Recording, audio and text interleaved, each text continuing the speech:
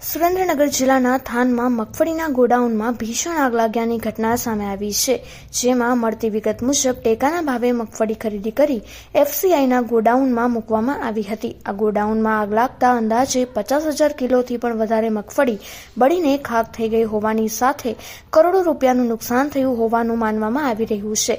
આ બનાવની જાણ થતાં લોકોના ટોળા ઘટનાસ્થળે એકત્ર થઈ ગયા હતા। નમસ્કાર, હું આપનો રાજુ કરપડા। હાલ જે એક માહિતી મળી છે એ મુજબ સુરેન્દ્રનગર જિલ્લાના થાનગઢમાં ફરી એક વખત મગફળી કૌભાંડનું ભૂત ધૂણ્યું છે, આવી માહિતી અમને મળી છે। ભૂતકાળમાં ટેકાના ભાવે ખરીદેલી મગફળીમાં ઢેફા અને માટી ઘૂસાડી આખા કૌભાંડનો પર્દાફાશ જ્યારે થયો ત્યારે આખા કૌભાંડને ઢાંકવા માટે પુરાવાનો નાશ કરવા માટે થઈ અને ક્યાંક ને ક્યાંક ગોડાઉનો જૂનાગઢમાં સળગાવવામાં આવ્યા હતા। એવી જ ઘટનાનું પુનરાવર્તન અહીંયા થાનગઢ ખાતે થયું છે।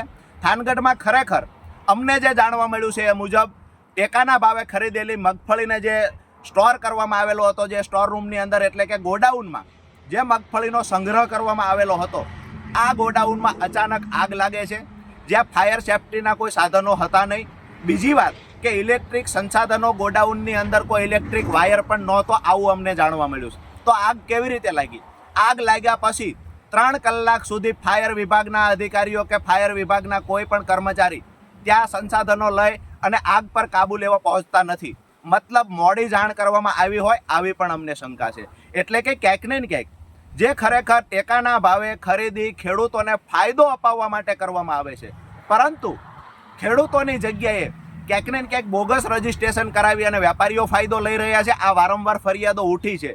ટેકાના ભાવે જ્યાં ખરીદી થાય છે એ સેન્ટર પર ગ્રેડરથી લઈ અને મજૂર સુધીના તમામ લોકો ખેડૂતોને લૂંટી રહ્યા છે, આવી પણ ફરિયાદો મળી રહી છે। એટલે કે અમારી સ્પષ્ટ વાત એ છે કે ટેકાના ભાવે ખરીદી કરવાનું જે સેન્ટર છે, આ સેન્ટરમાં જે લોકો કામ કરે છે, આ તમામ લોકો મલાઈ ખાઈ રહ્યા છે। જે લોકોએ સેન્ટરનું કામ આપ્યું છે અને આ તમામ ખરીદીના સેન્ટરો જેની જવાબદારી છે, આ લોકો પણ ક્યાંક ને ક્યાંક મોટી મલાઈ ખાઈ રહ્યા છે અને તમામ મલાઈઓ ખાતા હજુ સંતોષ થતો નથી, ત્યારે આવી ઘટનાઓને અંજામ આપે છે કે નકલી અથવા તો બોગસ મગફળી ખરીદી લેવી, નિમ્ન કક્ષાની યા તો નીચી ગુણવત્તાવાળી મગફળી સહિતની અધર જણસો ખરીદવી અને ત્યાર પછી પુરાવાનો નાશ કરવા માટે આખો કૌભાંડનો જ્યારે પર્દાફાશ થાય એવું દેખાય ત્યારે પુરાવાનો નાશ કરવા માટે ગોડાઉન સળગાવવામાં આવતા હોય, આવી વારંવાર ફરિયાદો મળી રહી છે। સરકારને નમ્ર વિનંતી કરીએ છીએ, બોગસ રજીસ્ટ્રેશનો કરાવી રહેલા વેપારીઓ પર કાબુ મેળવવામાં આવે। ક્યાંક ને ક્યાંક સેન્ટર ચલાવતા લોકો ખેડૂતોને લૂંટી રહ્યા છે, રાજ્ય સરકારની તિજોરી પર ચૂનો લગાવી રહ્યા છે, એના પર કાબુ મેળવવામાં આવે। અને ખાસ કરીને થાનગઢમાં જે મગફળી કૌભાંડ આચરવા માટે આજે જે આગ લગાડવામાં આવી છે, અમને જાણવા મળ્યું છે એ મુજબ જે આગ લગાડવામાં આવી છે, તો એના પર ખરેખર ઊંડાણપૂર્વક તપાસ કરવામાં આવે અને આવનાર સમયમાં હજુ અમને શંકા છે કે બીજા ગોડાઉનમાં પણ આગ લાગશે। સરકાર સતર્ક રહે।